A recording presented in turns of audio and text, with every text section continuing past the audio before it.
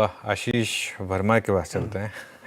HCL take के numbers, आशीष क्या expect करें? मंडे को बाजार बंद होने के बाद लास्ट क्वार्टर आए थे 5:30 बजे के आसपास, तो शाम को ही आने होंगे नंबर्स।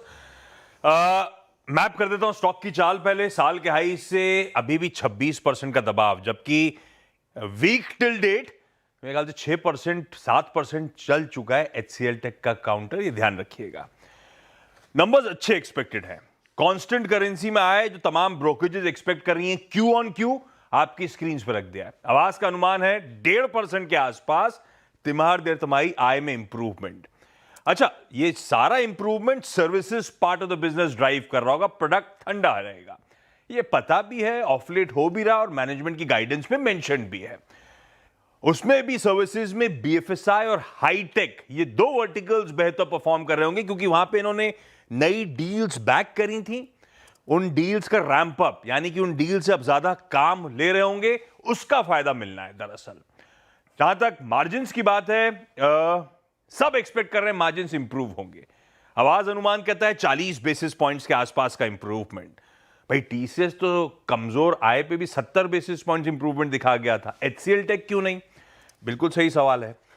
HCL टेक के केस में हुआ क्या? एक तो मार्जिन इंप्रूव इसलिए हो रहे होंगे क्योंकि सीजनैलिटी, आप जब अच्छी आय कर रहे हो तो एफिशिएंसी इंप्रूव हो रही है। दूसरा, रुपए में कमजोरी है, यह फायदा है।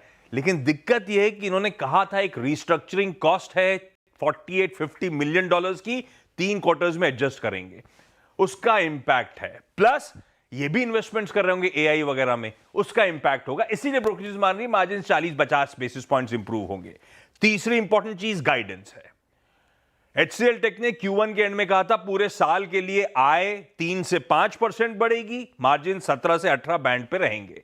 सारी ब्रोकरेजेस एक वॉइस में कह रही हैं कोई बदलाव नहीं, जो गाइडेंस Q1 में दिया था वही Q2 के एंड में आपको नजर आएगा। कहां नजर रहेगी? एक ही चीज बताता हूं, डील विंस अच्छी थी। Q1 में इन्होंने 1.8 बिलियन डॉलर्स की डील जीती थी। एक ब्रोकरेज ICICI सिक्योरिटीज कहती है कि 2 बिलियन डॉलर्स के आसपास डील विंस होंगी, पर दरअसल उससे ज्यादा होंगी। कोटक और नमूरा सही कह रहा है। कोटक कह रहा है 2.5 से 3 बिलियन और नमूरा कह रहा है 2 से 2.5 बिलियन की यूजुअल रेंज से ज्यादा। क्यों? क्योंकि हाल में इन्होंने एक बड़ी डील बैक करी है, इसीलिए इस बार की डील विंस का आंकड़ा आपको अच्छा नजर आएगा। ऑलराइट।